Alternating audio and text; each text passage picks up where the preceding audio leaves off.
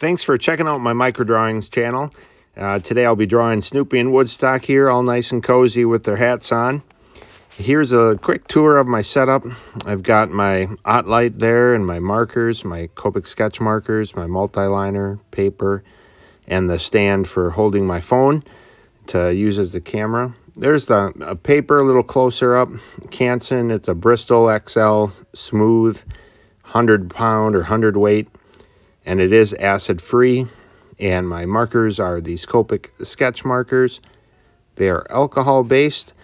So between the alcohol-based and the acid-free paper, hopefully these drawings will last quite a while. And that gray one was my Copic multi-liner. There's a scratch piece of paper, checking out colors. There's my OttLite. It gives a nice clear light. And there's the paper. I cut some ahead of time. I only use, 1/9 or 1/12 of the paper here. And there's a setup to give you some scale. I've got the quarter and a regular pencil and my Copic multi-liner for scale. There's the point of that Copic multi-liner.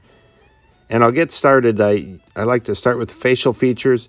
In this case, Snoopy's pretty covered up. So I've got Woodstock, and basically it's just getting his little head or beak area correct and then working from there.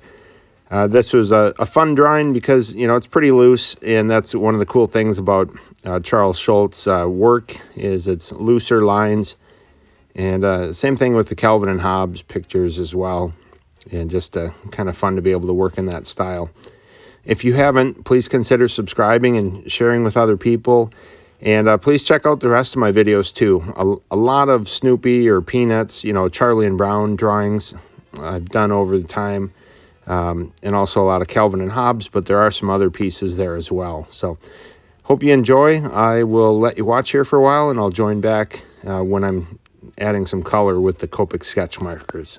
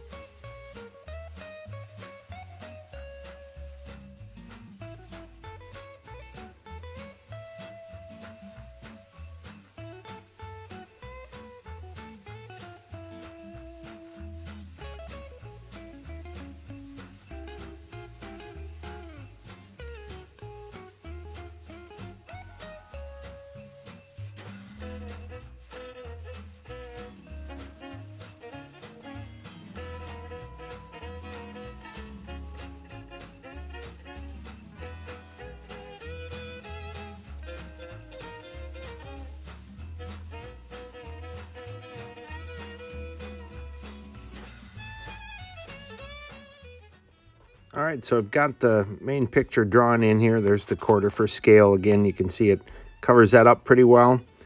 And I'm moving on to my Copic sketch markers. They do have two ends. There's the broad chisel end, and here's the fine tip that I use. And I work right up to the lines, try to stay, inside the lines like everybody does when they're coloring. In this case, I did go outside of the lines a little bit there on Woodstock's little head. And there's a way that I can correct this. It's called a colorless blender. You can see it here. It's kind of a white, clear looking point. And basically it's for lack of a better term, it kind of dissolves the ink. If it was two colors, two tones together, it'd kind of blend them together. In this case, I blended or I bleed it out enough so it kind of acts as an eraser. And there I'm fanning it with a piece of paper to dry it off so that I can add the yellow of Woodstock's head without having that bleed into where that colorless blender was. But I'll do the yellow on Snoopy's nose hat first, and then I'll add it to Woodstock here. So that's just one of my little ways to help fix little mistakes when I do make them, and they're made all the time, of course. Here I'm rotating it so I can work right up to the edge of the black line there. So I'll move on to the rest of the colors here and let you watch.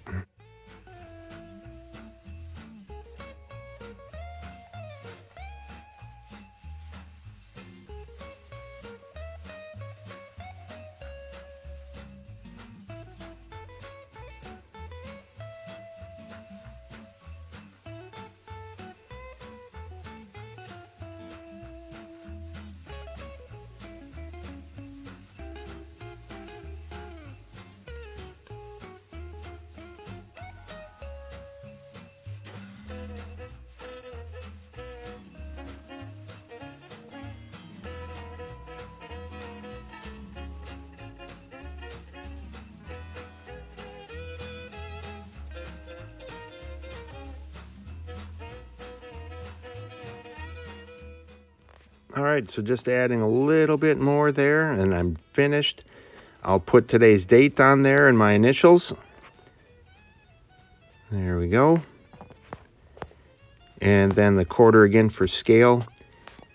And I'll also show you how I like to display these or finish them off. So again, using the quarter for scale, you can see that my fingers are going to cover this up quite well.